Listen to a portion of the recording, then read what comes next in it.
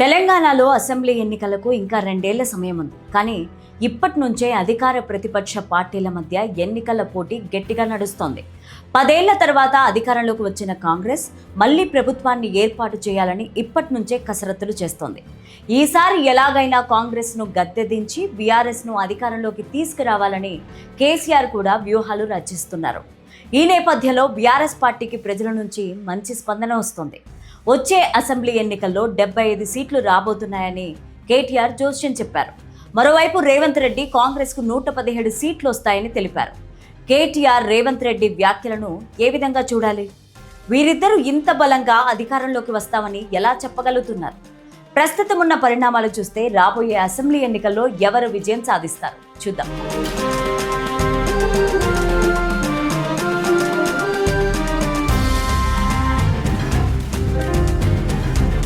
తెలంగాణలో కాంగ్రెస్ బీఆర్ఎస్ల మధ్య ఎన్నికల వేడి ఇప్పటి నుంచే మొదలైంది. ఎన్నికలకు ఇంకా 2 ఏళ్ల సమయం ఉన్నా రాజకీయ చదరంగంలో ఇప్పటి నుంచే పావులు కదుపుతున్నారు. ఈ నేపథ్యంలో CM Revanth Reddy, BRS working president KTR మధ్య సీట్ల సవాళ్లు నడుస్తున్నాయి.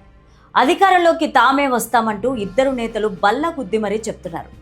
ఎన్నికల సమయం దగ్గర పడుతూ ఉండడంతో ఇరు పార్టీలు వ్యూహాత్మక మైండ్ గేమ్ను ప్రారంభించాయి.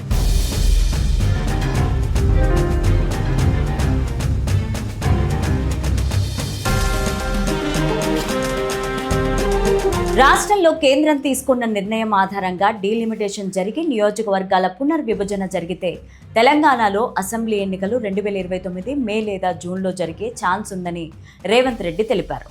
ఈ పునర్విభజన తర్వాత తెలంగాణలో అసెంబ్లీ స్థానాల సంఖ్య 119 నుంచి 182కు పెరిగే అవకాశం ఉంటుందని, అందుకే రేవంత్ రెడ్డి 182 స్థానాలకు గాను కాంగ్రెస్ 117 సీట్లు గెలుచుకొని ఔర్ ఎక్ బార్ కాంగ్రెస్ సర్కార్ నినాదంతో రెండోసారి అధికారంలోకి వస్తుందని ధీమా వ్యక్తం చేస్తున్నారు. ఇటీవలే మున్సిపల్ కార్పొరేషన్ ఎన్నికల్లో కాంగ్రెస్ భారీ విజయం సాధించింది. పట్టణ ప్రాంతాల్లో కూడా కాంగ్రెస్ తన ఓటు బ్యాంకును పెంచుకుంటోంది. అలాగే అధికారంలో ఉంటూ సంక్షేమ పథకాలను ప్రజల్లోకి తీసుకెళ్తూ ఉండడం రేవంత్ రెడ్డికి కొండంత బలాన్ని ఇస్తోంది. సంక్షేమ పథకాలను ఎలాంటి ఆటంకం లేకుండా అమలు చేస్తే రాబోయే అసెంబ్లీ ఎన్నికల్లో కాంగ్రెస్దే పక్కా విజయమని రేవంత్ రెడ్డి భావిస్తున్నారు.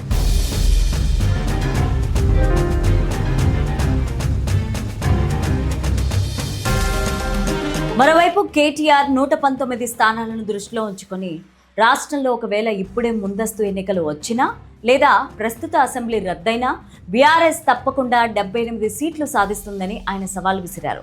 రేవంత్ రెడ్డి స్వయంగా చేయించుకున్న అంతర్గత సర్వేల్లోనే కాంగ్రెస్ ప్రభుత్వం పైన ప్రజా వ్యతిరేకత పెరుగుతోందని, ఇప్పుడే ఎన్నికలు పెడితే బీఆర్ఎస్కు 78 సీట్లతో అధికారంలోకి వస్తుందని తేలిందని కేటీఆర్ స్పష్టం చేశారు.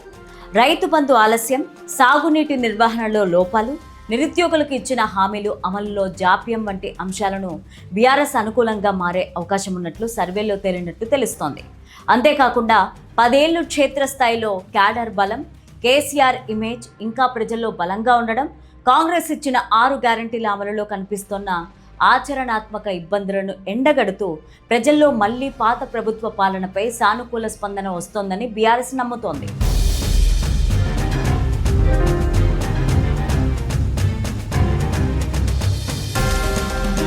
ప్రస్తుతం ఉన్న రాజకీయ పరిణామాల ఆధారంగా ఎవరు గెలుస్తారో ఇప్పుడే చెప్పడం కష్టం. ఎన్నికలకు దగ్గర పడే కొద్దీ ప్రతి పార్టీ తమదైన శైలిలో ప్రజల్లోకి వెళ్లేందుకు ప్రయత్నాలు చేస్తోంది.